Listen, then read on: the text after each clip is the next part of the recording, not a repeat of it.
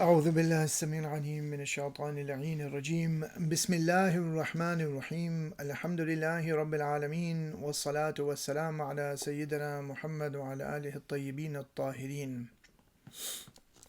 René Guénon concluded chapter 15, which was entitled The Illusion of Ordinary Life, on a very interesting note. And of course this video is devoted to the next chapter, which is chapter 16. But what Guénon is really building up to is the topic of chapter 17, and it's a key concept and a key term in Guénon's reign of quantity, and that is the solidification of the world. In other words, a kind of almost, I would say, hardening, so to speak, of the everyday environment. The majority of people have become closed off from any understanding of things of a supra-individual and supra-mundane order. But before he does that, he talks about what is called the degeneration of coinage. And so we must deal with this before we move on to this notion of the solidification of the world. And we concluded the last lecture by noting this kind of solidification and noting that modern people, in their illusion of ordinary life, consider the entire universe to be a kind of closed system. That is to say, closed off from anything above the material realm. And they conceive this to be a state of solidity and fixity, a state of very solid equilibrium. However, Guénon points out how this is actually not the case, and that the current state of affairs is actually eminently unstable, or in a state of eminently unstable equilibrium. And that this security of ordinary life will very easily disintegrate due to what he calls unanticipated inferences. And I concluded my lecture by saying that the entire Achilles heel of this system is not some inbuilt weakness or structural infirmity, or even some sort of a backdoor in the software that runs things, the infrastructure. No, it is money itself. And that really is what the topic of the Degeneration of Coinage, chapter 16, is about. And I noted that the entire Achilles heel of the system is this blatantly fake money, and that the root of this whole problem, or that the root and the root weakness of this entire system, lies in that this fake money, this money, is entirely based on usury, or what is called Riba. And I'll have much more to say about that, but let's see how Guénon has approached this.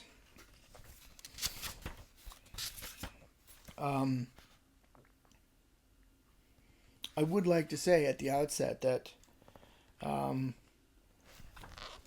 I think that in this chapter, René Guénon's otherwise profound insight and razor-sharp faculty of analysis has somewhat failed him in this chapter. You might be surprised to hear me saying this, but I do not practice any kind of hero worship, nor do I advocate any kind of personality cult, whether that is Guénon or anybody else. No one among mere mortals is infallible. The only people it's only Allah who has perfection, and infallibility is only for the prophets and the messengers, and the chief of the prophets is Muhammad sallallahu alaihi wasallam, and this status of isma or infallibility only then follows to his daughter Fatima az-Zahra and Ali ibn Abi Talib and all of the other imams up to the 12th imam.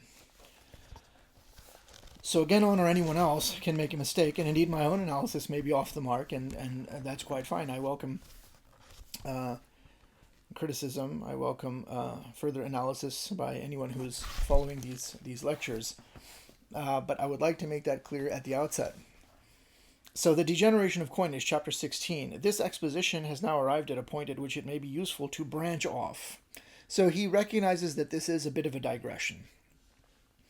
To branch off from the theme to some extent. In other words, the theme here was the development of this notion of emerging originally from Cartesian dualism, moving towards rationalism, the denial of the supra-individual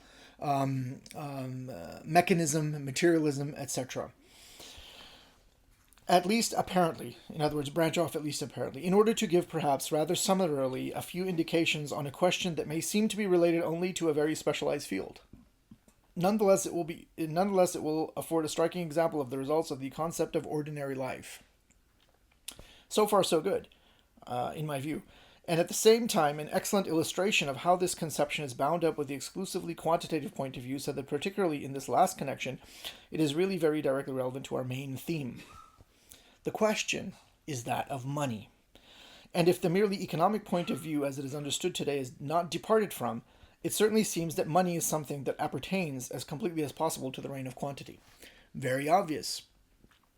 Nothing controversial here. Money, in other words, is inextricably linked to quantity and is inextricably linked and part and parcel of the reign of quantity in this age of the Kali Yuga. This indeed is the reason why it, namely money, plays so predominant a part in modern society as is only too obvious, a point on which it would clearly be superfluous to insist. But the truth is that the economic point of view itself and the exclusively quantitative conception of money that is inherent in it are but the products of a degeneration, argues Genon, a degeneration, which is on the whole fairly recent, and that money possessed at its origin and retained for a long time quite a different character and a truly qualitative value. Remarkable as this may appear to the majority of our contemporaries. Now here he makes this observation about how money, ancient money in particular, but even modern money, is covered with all sorts of symbols.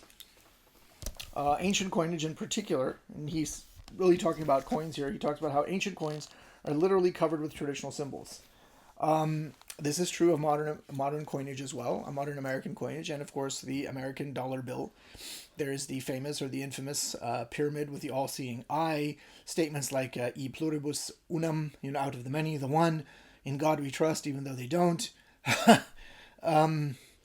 This note is legal tender for all debts, public and private. That's not really a symbol, but it is an assertion of the coercive force of the state that stands behind the currency. There's eagles, there's stars, 5-pointed stars, pentagrams, all sorts of things on the American dollar bill, and you have similar things on its coinage, the heads of various presidents, and so on and so forth. So I am most familiar with American currency. I'm also familiar with UK currency, traveling there quite often, so it's very similar. I've lived in many countries, so every country has its various symbols, coat of arms, and what have you, that is on the money. So he's arguing that ancient money, presumably he's arguing, that's what appeared to be the case, that ancient currency was given some sort of a spiritual character due to the symbolism that was inscribed thereon. And he gives the rather peculiar example, or I should say unusual example, of the Druids and the Celts. Now, I have not investigated this matter. I have not seen examples. I am not entirely aware either whether examples of Druidic or Celtic coinage survive into our times. I leave this matter up to anyone who is more informed on this, numismatic historians and so forth. But Genon is saying that the Druids, who are an initiatic organization, an organization or a caste, a spiritual caste, a priestly caste, and he argues that they since they were the ones who were acquainted with the symbolism, that they made a direct intervention into the monetary domain. So on page 108, he said, there is not the least doubt that the truth in this matter is the same for the other peoples of antiquity as for the Celts. In other words, that the priestly caste enacted some sort of an intervention, so to speak, or an action, an active role, or played an active role in the issuing of currency, in the sense of investing it with a kind of spiritual power through the inscription of sacred symbols upon the actual metallic coinage. This is what he is saying. He further states on the same page, this is fully in agreement with the fact of the inexistence of the profane point of view in strictly traditional civilizations. Money itself, where it existed at all, could not be the profane thing it came to be later. And if it had been so, how could the intervention of a spiritual authority, which would then obviously have no concern with money, be explained? And how would it be possible to understand that many traditions speak of coinage as of something really charged with a spiritual influence, the action of which could not become effective except by means of the symbols that constituted its normal support? I don't have anything to really quibble with him up to this point. Indeed, I would agree that the modern, purely materialistic and quantitative understanding of money is something which you do not find in traditional civilization. People today literally are obsessed with money. It is, honestly, that is what most people worship.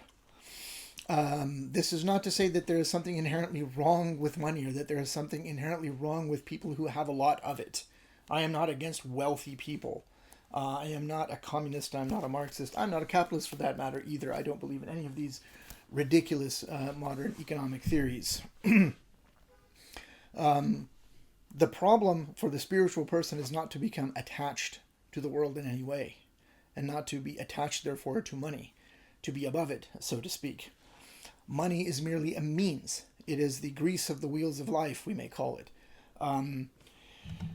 But there is more to money than meets the eye, as we will see.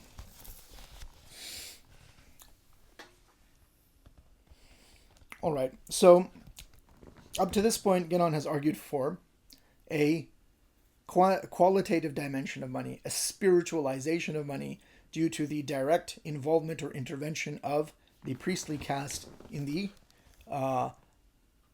sanctified issuance, shall we call it, we may term it, of the issuance of coinage through the inscription of sacred symbols thereupon.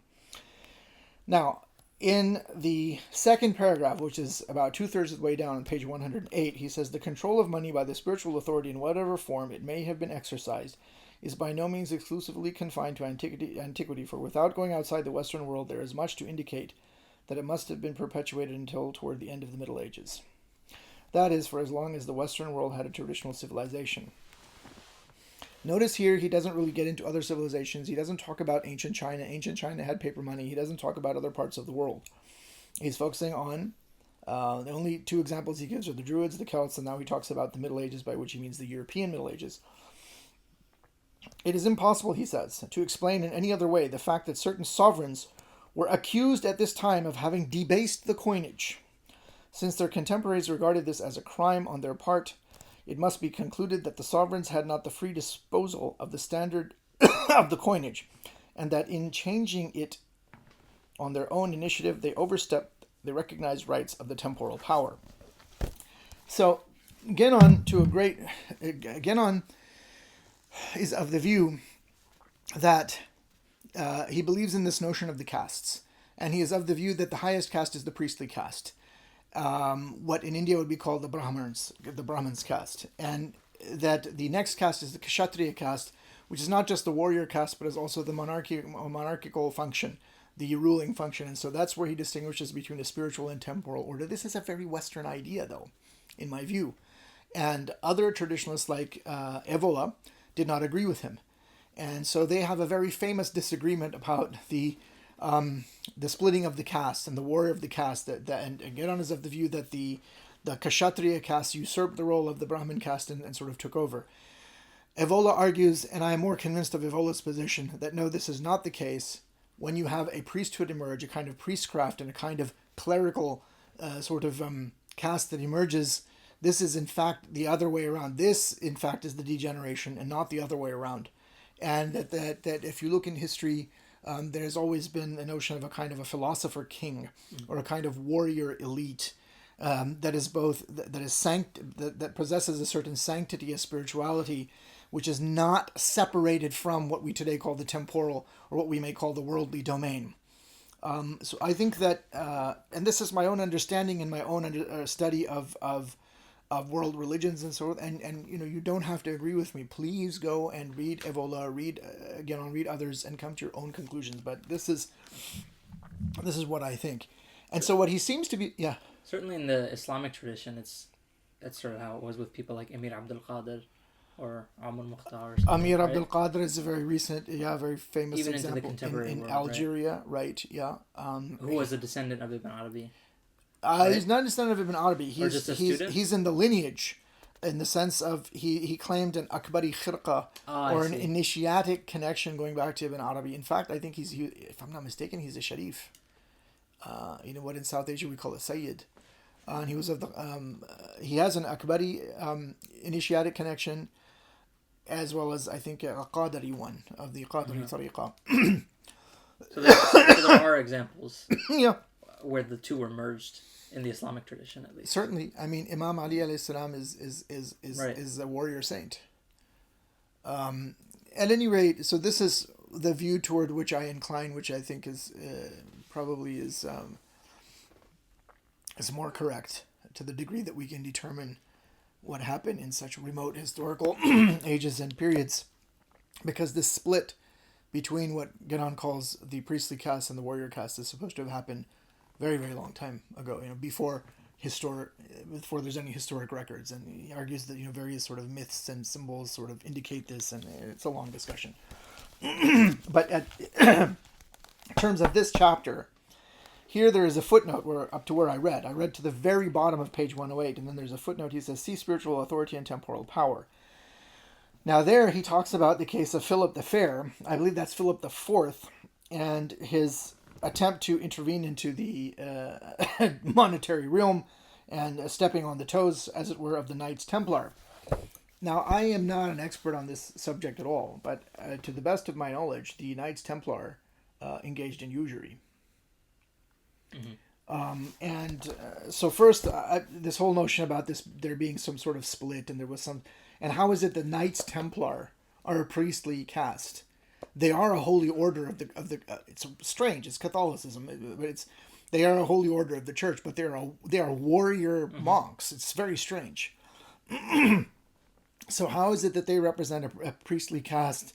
And true, he's not directly saying this, but he's saying that somehow they were the spiritual authority that was given the job of controlling the currency, yet they engaged in usury.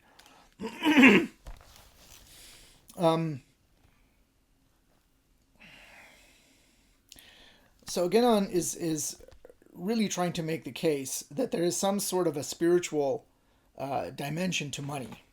And he gives this example, and then he says, in a footnote, and then he continues at the bottom of 108 going over to 109, if that were not the case, in other words, if sovereigns had not overstepped into the spiritual domain and interfered in currency, such an accusation would have been quite without meaning. The standard of the coinage would only then, in other words, the accusation of debasement of the coinage, the standard of the coinage would only then have had an importance based on convention, and it would not have mattered, broadly speaking, if it had been made of any sort of metal or of various sorts, or even been replaced by mere paper, as it is for the most part today. For this would have been no hindrance to the continuance of exactly the same material employment of it.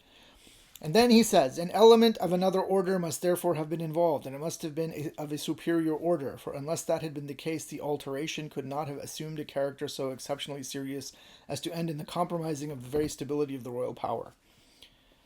Anyway, he goes on and on with this, and I think he's just missing the whole point. Then in the next paragraph on 109, he says, what has happened in this case is but an example of a much more general movement affecting all activities in every department of human existence. All have been gradually divested of any sacred or traditional character, and thereby that existence itself in its entirety has become completely profane, and so on and so on and so forth. Then he says, at the same time, the example of money clearly shows that this profanization comes about chiefly by the reduction of things to their quantitative aspect alone. Now, what he is missing, I would argue, and this is why I think that his powers of analysis did not serve him as well here as in other places, is that he is missing the entire point of usury. You cannot avoid the fact that money is involved with quantity. That is just the nature of it. Quantity as such is not evil or bad. We have to count. We have to speak of a dozen eggs. We have to speak of 50 dinars of for this thing or that thing. A dinar being a gold coin. A dirham is a silver coin in Islamic, in Arabic, and in many Islamic, pre-modern currencies and even modern currencies. They use this in some countries, these names. So that is the essential point that he is missing. That which utterly profanizes money is the introduction of usury, or what is called Riba in Arabic. So the key point to understand here, and which I think that Genon is missing because he doesn't mention it anywhere in this chapter, is that the tyranny and crushing weight of quantity reflected in the profanization of money, of coinage, of currency, is due none other than to riba, usury. I think this is obvious to anyone who lives in the modern world. On page 110, so I'm skipping forward. Second, again, there's only two paragraphs. The second paragraph, almost 2/3 down the page, it says, the qualitative degeneration of all things is closely linked to that of money, as is shown by the fact that nowadays the worth of an object is ordinarily estimated only in terms of its price, considered simply as a figure, a sum, or numerical quantity of money. In fact, with most of our contemporaries, every judgment brought to bear on an object is nearly always based exclusively on what it costs. So this is obvious enough to anybody who lives in the modern world. People like to spend money if they can. If they can afford fancy things that cost a lot, they would like to buy them, and they would like to have lavish objects and clothes and cars and so forth. And many of such modern people also like to brag about this to their friends and vie with one another in worldly increase, as it says in the Quran, Alhaakumut takathur. Rivalry and worldly increase has destroyed you. So much so that modern people today even take the value of a given man or woman, a human being, based on what they earn. They say, what's his net worth? Again, these things are well known to modern people. So the true point, the real point here, is that of riba. And it seems that Genon has completely missed this. He concludes on page 111, stretching over to 112, the case of money alone already shows clearly enough that, as was said above, the security of ordinary life is in reality a highly precarious thing. That's true. And it will be shown later that it is precarious in many other aspects as well. But the positive conclusion that will emerge will always be the same, namely that the real goal of the tendency that is dragging men and things toward pure quantity can only be the final dissolution of the present world. This is, again, true, but he has again glossed over or missed this dimension. Money has not just been reduced to pure quantity by what Genon terms the profanation, but it has been hyper-quantified. Money already represents a quantity, but it has been hyper-quantified by usury. This is what happens with compound and simple interest. Anybody who has a mortgage payment in the United States or anywhere else in the world, or has purchased a car on loan, or has credit card debt, this is something which everyone in America understands today, whatever religion they belong to. The vast majority of people in the United States, it's a huge percentage, I'm not sure what the exact figures on this, but the vast majority of people in the United States could not lay their hands on an extra $1,000 if they had an emergency. Why is that? Because they're drowning in debt. They get paid nothing. How did we get to this point? Why is there no barakah in the money? Why is there no blessing in these things? I hear from my parents, grandparents, elderly people that, well, back, at this time in India, something, 1 rupee was a lot of money. Or in the American case, there are plenty of people. I remember when $1 actually bought something. Many of the books which I own in my collection, which are paperbacks, which I bought when I was a youngster in elementary school, were 25 cents, 35 cents. I mean, a 75-cent paperback book was an expensive book. You can forget about $1. I mean, you could in those days you could buy a big, thick, hardcover first edition. New York Times bestseller would be maybe $5. You could buy a house for $8,000. How have things gotten to this point again and again and again? It is because of riba. Now, a lot of people, they'll say, and I'm going to have to speak at some length on this because as I'm of the view that Ganon has missed the point here. And this is an extremely important dimension of the reign of quantity and of this decadent age in which we live, what he called the Kali Yuga, the Dark Age, the Iron Age, if you take the term of the ancient Greeks, the Age of the Wolf, if you take the term of the Nordic sagas, I believe it is. This is a key missing chapter and conspicuously absent in Genon's reign of quantity. So a lot of modern people think, well, usury is just a high rate of interest. It's an exorbitant rate of interest. Well, how do you determine what is high or what is low or what is exorbitant or not exorbitant? The fact is that in the religion of Islam, any percentage, even 0.1% rate of interest is usury, it is haram. In Arabic, it is called riba. If you hand me my laptop, I have a number of quotations which I would like to cite on this matter.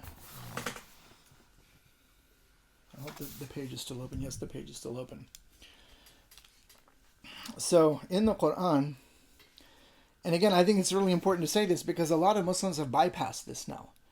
You have a fraudulent field known as Islamic economics and Islamic banking. It's complete nonsense, where they talk about how this is a riba-free transaction or loan.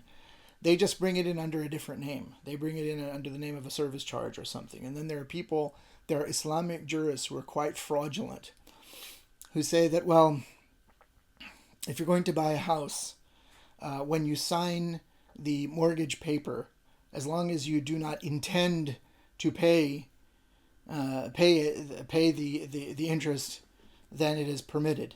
I mean, it would be a lot easier just to say that, well, we're kind of stuck and there's really no way about it. And if you need to buy a house because you want to build some equity and you don't want to rent for the rest of your life and so on and so forth, that argument could be made. Just go ahead and sign it and do some istighfar or something because the whole system is messed up. But instead, they'll give these kind of stupid fatwas. The Quran is really quite clear. So, for example, in Surah Ar-Rum, in Ayah 39, if you actually just go on and just search ayat about usury or riba, you'll get all sorts of pages that have them like this. So, وَمَا أعوذ بالله من الشيطان الرجيم بسم الله الرحمن الرحيم وَمَا آتَيْتُم مِّن رِبًا لِيَرْبُوا في أموال الناس فلا يربو عند الله وما آتيتم من زكاة تريدون وجه الله فأولئك هم المضعفون. And whatever you give for interest to increase within the wealth of people will not increase with Allah, but what you give in zakat, in alms. And interesting, the word zakat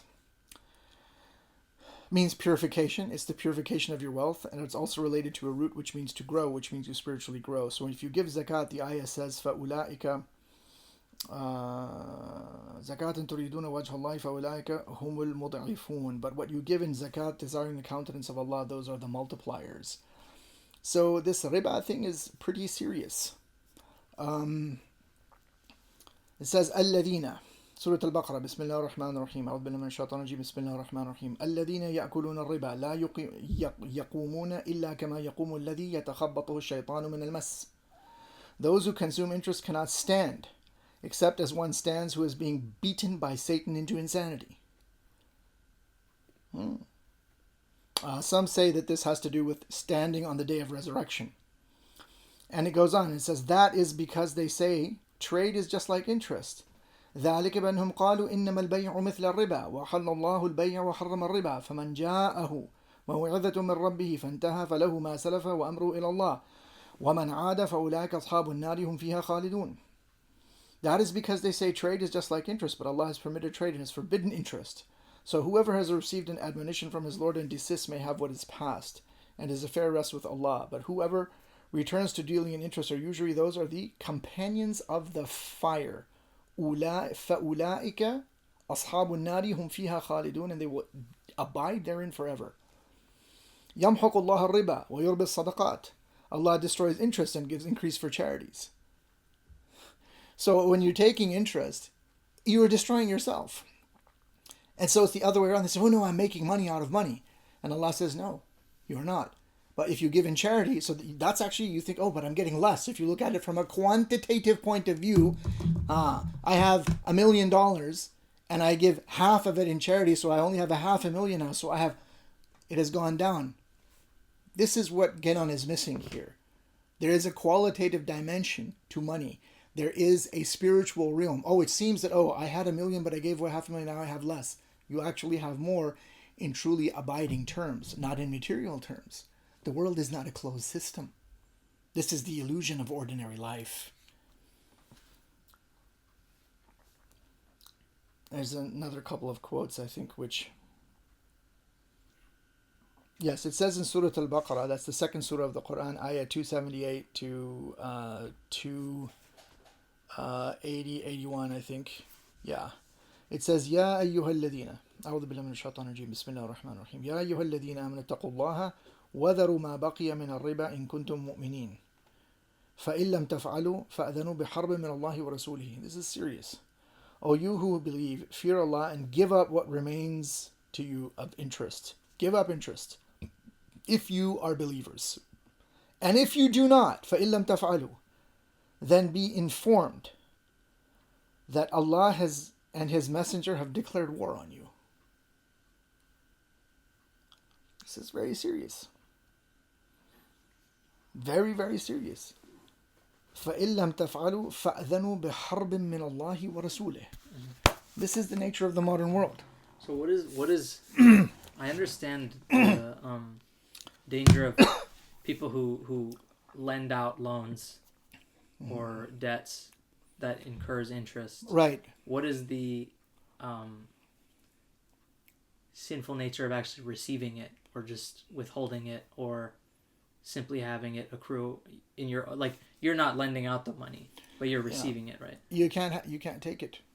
So if you have a bank account and you have, I don't know how much money in the account, and you're getting a riba from that, you can't really do anything with it. And some people Why say, is that? Because it's unjust money, but then you've got it, and then you say to people, well, should we give it back to the bank? They're even worse. So you should just take it, but don't keep it for yourself. And just, some people say just like donate it somewhere, like to build toilets or something like this. Mm-hmm.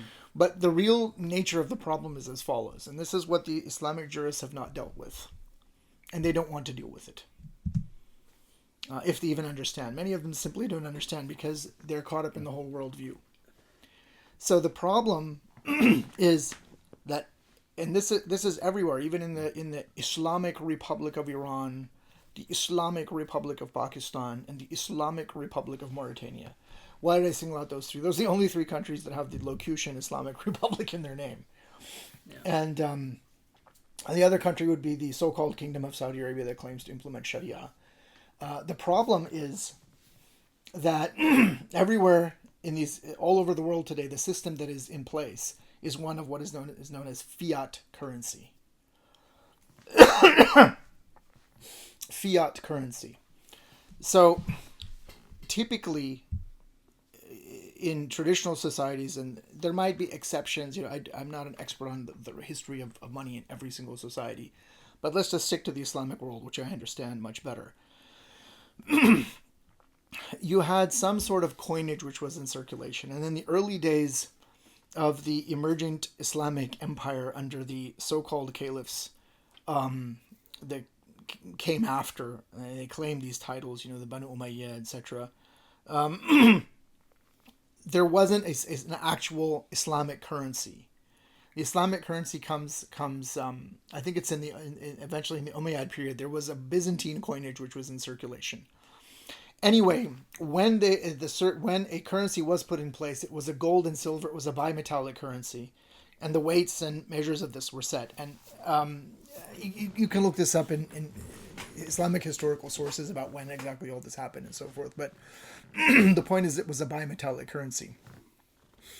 And what we have today, in other words, it had an intrinsic value.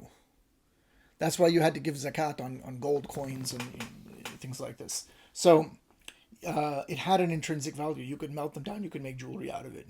Of course, in Islam, only women can wear gold jewelry. But then eventually you had what emerged in modern times. Even in the United States, the paper money which was issued, they would have a certain amount of gold in reserve. Mm-hmm. And the idea is that you only issue the amount of gold, the amount of paper equal to the amount of gold that you have. Right. But they didn't do this.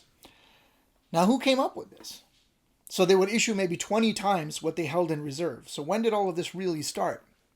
Well, there's different sort of things that happen in the emergence and history of banking, but the key innovators in this were people who are today known as the Rothschilds. And there's a history. The short version is The Ascent of Money by Niall Ferguson, the husband of the infamous Ayaan Hirsi Ali, who went from atheist to Christian. What a transformation. But the bigger book is in 2 volumes, and he's the official historian of the infamous Rothschild family. So it is the Rothschilds that really unleashed this system in a big way. There were non-Jewish banking families, but this is really the one that really changed the whole equation. And that's when it really starts. And I think it's interesting that riba is completely haram in Islam. It's completely forbidden in Judaism. And it's forbidden in Christianity. Of course, in Judaism, there's a nice little rule there where it says that it's only forbidden to you shouldn't charge interest from Jews, but you can charge non-Jews. So this is really interesting. But the point is that up until, I think it was in the time of President Nixon in the 70s, that they went off the gold standard. And so you only have a fiat. Fiat means command. And that simply means that they issue a bunch of currency, and the state says that you have to accept it. That's why it's fiat. It's by command of the state. Or so you would think. In the United States, there is a bank. It's a central bank. It's called the Federal Reserve.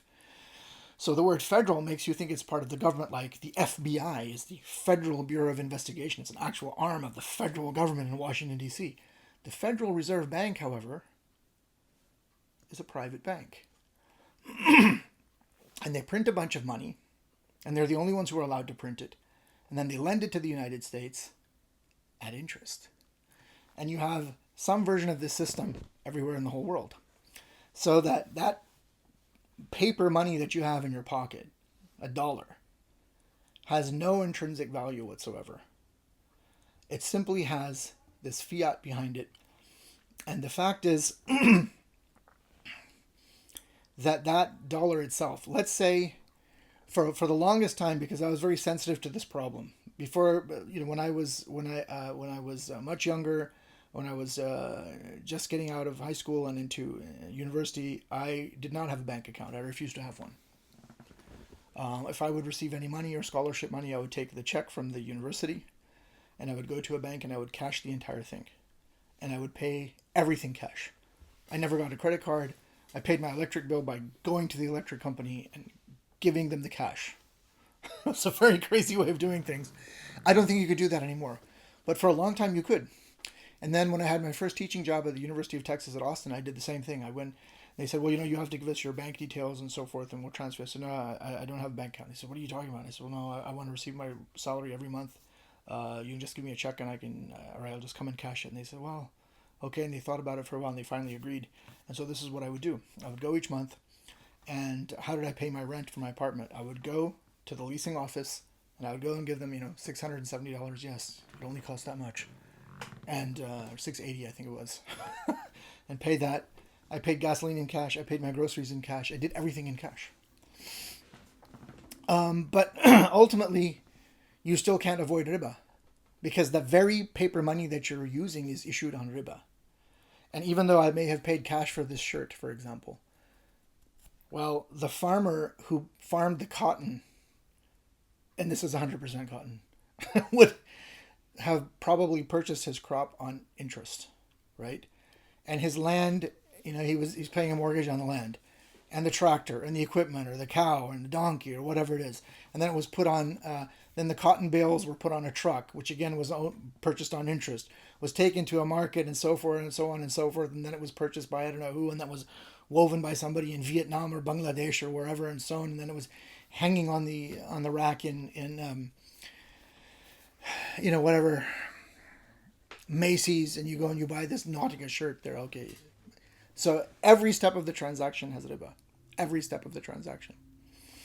And so now there's really no way to get around it. You are completely stuck. And this situation will not be fixed or solved until the coming of the Mahdī. I think. Now, if Muslim countries wanted to do something about it, they could. They could say, well, we're opting out of this whole BS system. We don't want anything to do with it. Then what will happen?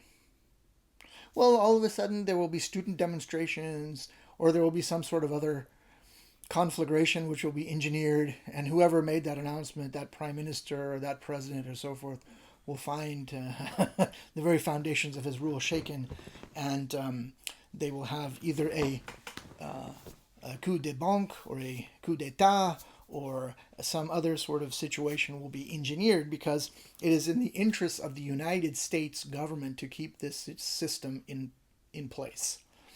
The reason is because they've also imposed this system of the dollar. Everywhere you go, it's dollars. Why? Why is oil denominated in dollars? Why is it that if you want to purchase oil on international anything, you've got to pay in dollars? Well, it's because it's like this. If any of you remember what checks are, back in the day, if you wanted to, you could purchase your groceries. You go through, you check the checkout, and let's say it's $158.33. They have these kind of crazy numbers in America. They'll send you to prison for the 33 cents if you don't pay it. So you write a check for that amount, and you sign it, and you give it to the lady at Kroger or whatever it is, the grocery store. And they put it in the cash register, and they give you a receipt. Then that piece of paper would go to the bank. The bank would see it, it has a signature. Let's check his signature. And then they would take the money out of your account and then put it in the account of the grocery store. All of this takes place electronically now. But let's say you wrote a bad check. Let's say you didn't have that amount. Let's say you only had $30 in your bank account. Well, that kind of check is called a check that bounces. So it bounces. And so you will get a charge from the bank because you didn't have sufficient funds. And then and the bank will pay it for you, but then you'll have to deposit that. And if you do this too often, then you get in trouble, and they would keep a record of people who would write bad checks back in the day. And this is what would happen. Well, here's the thing. Let's say you write this bad check, and the person you write it to is clever enough to pass it on to the next person, to pass it on to the next person, to the next person. And as long as it never gets to your bank, it never bounces. It's exactly what the U.S. has done. So they've made everybody take on all of this U.S. debt, in effect, by having to use dollars. But it never comes back, and so it never bounces. And so this is the whole system that the world is involved in. And of course, countries like Saudi Arabia are very much involved in this. And there's oil involved, there's weapons, all sorts of this kind of thing going on. The real criminals in the world, they don't use dollars. They use diamonds. They use weapons. They use oil directly as these kind of payments. This is what it's all about. Arms dealing, trafficking, all of this. This is how the world is run. But in this regard, I think a very instructive work has been written, a very authoritative work on the history of this whole problem, this missing chapter from the history of the Kali Yuga, and completely absent from Gedon's Reign of Quantity, is this massive book, it should go this way, called Barren Metal, A History of Capitalism as the Conflict Between Labor and Usury, by a Catholic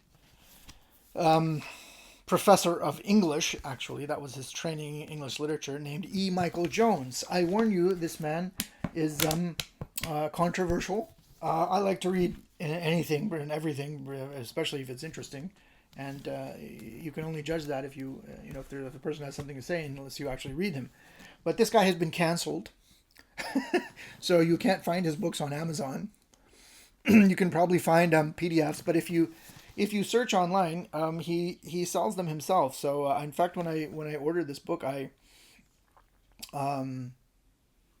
called a phone number, and in fact, it was his house. and someone in his house picked it up. It wasn't him, and so I ordered this book. So this is a very interesting book. Barren Metal, A History of Capitalism as the Conflict Between Labor and Usury. He has a lot of fascinating quotes. Money is sterile, said Aristotle. It was not by gold or silver, but by labor that all the wealth of the world was originally purchased. Adam Smith. And its value to those who possess it and who want to exchange it for some new productions is precisely equal to the quantity of labor which it can enable them to purchase or commend. Interesting quotations. So he says some very interesting things here, which I want to call your attention to, which I think adds some actual substantive content to the observations that get on in this chapter, the Degeneration of Coinage. So, as I said, Michael Jones is Catholic. He's a very committed Catholic, and he's quoting a Catholic scholar by the name of Father Pesch, Society of Jesus, who writes that capitalism is state-sponsored usury, which involves the contractual appropriation of obvious surplus value. So when he states this, he contextualizes the view of Marx by bringing the labor theory of value in line with the exigencies of supply and demand. He also robs his opponents of their main rhetorical obfuscation, namely that anyone who objects to capitalism's appropriation of surplus value is a Marxist. Even though labor, as John Locke and Adam Smith have pointed out, is ultimately the source of all value, the price of a particular product is not a simple function of the labor which goes into its making. It is also a function of supply and demand. So he writes that, this guy, Father Pesch, writes, why, for example, does wine, very interesting example, they like wine, which grew in more suitable locations, even though there may have been less labor involved in its production, have more exchange value than wine which grew in less suitable terrain? Obviously because it is better. How do you explain the increase in the value of wine solely with the passage of time? The small amount of labor needed during the period of storage cannot explain the sometimes enormous increase in its value. So it's interesting sort of insights into these things here. So I think probably one of the most interesting passages in this book, just to give you an idea, and it is a very big book, is on page 26. For 1,000 years from the fall of Rome to the return of paganism to Florence under the Medicis. He considers that paganism the revival of the study of Plato and things. Economics, he says, even if it had not reached its scientific maturity, was pursued as if God mattered. For the half millennium since the looting expedition known as the Reformation, the exact opposite has been the case. In other words, it's after that time that there was a time where the Catholic Church prevented, and it was completely forbidden. So the economy was placed after the Reformation was placed in the service of mammon. Mammon is another word for Satan, and misery and economic failure have been its constant companions as such. In other words, with the abolishing of the ban on Riba.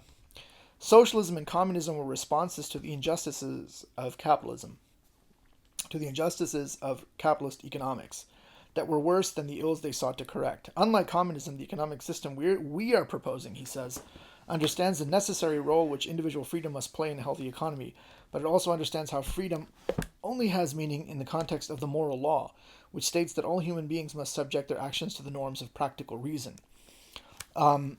So Islamic theologians of the sort of Mu'tazili and more Shīʿah background, who would recognize the limited independence of reason, would agree with this kind of argument. And then the ones who don't would just simply go by the text of the Quran itself. Of course, for these Mu'tazilis and Shia theologians, the reason confirms and Sharia and Sharia confirms reason. So he says, this brings us back to human labor. Money is a store of value, but as Aristotle noted, money is sterile. Money cannot reproduce. If you put 2 gold coins in a drawer and come back in a month, you will find nothing more than 2 gold coins. Unlike mice, or people engaged in same-sex marriage, which can copulate, money cannot produce value by itself. Nothing that the human mind construes as wealth could exist without human labor. Value, as in the case of wine, is not solely a function of human labor, but human labor is the only thing that can that can create value out of money, capital, or God's creation. Over-indebtedness, another word for usury, was the cause of the crash of 2008. That was a huge economic crash just before Obama came into the White House. And every other crisis since, economics was construed as service to Mammon. The antidote to economic collapse is the elimination of all contractual appropriation of surplus value, which means the elimination of usury, and the system of state-sponsored usury known as capitalism. That's a brilliant quote. It's exactly what needs to be done. That's exactly what Muslims should do. But again, it's not a very easy thing to do. Stepping off the merry-go-round will entail a very, very serious and hard response from the current world hegemon, namely the United States of America, and its whole spider web of financial institutions like the IMF, the World Bank, the United Nations is all part of this whole game, large corporations. This is really the dragnet, the snare in which the entire world is held. But things are changing. Things are changing very, very rapidly. And this is the thing, makaru wa makar Allah, wallahu khairul makirin. They plotted and Allah plotted, and Allah is the best of the plotters. So if Russia and China and other nations, the so-called BRICS, for example, decide to step off the merry-go-round and come up with their own system, even if it has some element of riba, it would upseat the dollar. The dollar would be, well, this would be de-dollarization. It would be a huge mess. Can the United States go up against China? Can the United States go up against Russia? No, it can't. So these are things which, again, on completely neglected, and I'm really astonished that he didn't focus on this dimension of riba. Surely he understood it. Maybe he had his reasons. I really, really don't know. But this is definitely a dimension of the reign of quantity which does not really receive much attention at all. I don't know, even the so-called perennialists who love Genon, Schuon and company, Sayyid Hussein Nasr, all these, they don't talk about any of this. They don't. Maybe it's too dangerous to talk about it. I don't know. Maybe I'll get canceled for saying this, but it's pretty obvious. Anybody who lives in America, regardless of their religion, regardless of they might be completely living under the illusion of ordinary life. What they have no illusions about is that everything costs too much, they never have enough money, and they're always in debt. Well, this is the reason why. This is the reason why. And again, this is a completely fake system. And it is, by the word of Allah himself, as a Muslim, I believe that in the Quran, that if you are involved in that, the system of riba, you are at war with God and his messenger. And ultimately, you cannot win such a war. So that is what I have to say about this chapter. It's maybe very different from the other lectures, but the honest truth is that there really wasn't much deep content, in my view, in this chapter. And the real nature of the degeneration of coinage or currency is not, in my view, really brought out by Genon. And once again, it has to do with riba. It's riba that causes coinage, currency, money to become hyper-quantified and become a burden on people so that they are collapsing under those numbers, that burden of debt. They never get away from it. Every month. That's why there really isn't any freedom if you're in that situation. You go and you work your terrible job. There's even an article, it was an article or book, it was called Bullshit Jobs. Excuse me for using, but this, I'm quoting, this is exactly what it was called. That's what most of the jobs are in the United States today. You're not really doing anything meaningful. You're flipping burgers. You're being exploited by a corporation. Your manager is very upset because he's being exploited by a corporation. Everybody is in this situation. And this is also by design.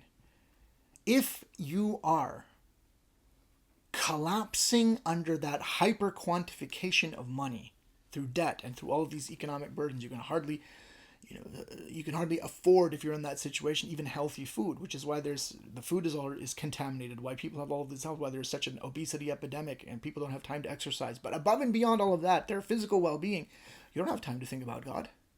You really don't. You don't have time to get up 3 o'clock in the morning and pray tahajjud and recite La ilaha illallah 5,000 times and do 600, 700 salawats on the Prophet, and I don't know, this name and that name, and recite one juz of the Quran. You can't. You barely can get out of bed. That's why they drink a coffee, they get on the bus, they get on the subway, they get in their car, and they go and they do their BS job again for another day. And it goes and it goes and goes, and before you know it, you're dead. This is the system that is put in place. This is evil. It has to stop. May Allah grant us long enough life to see the coming of the Imam Mahdī, who will completely erase this system from the face of the earth. May Allah hasten his coming. Ajjalallahu ta'ala faraju sharif. Thank you for watching. Wassalamu alaikum.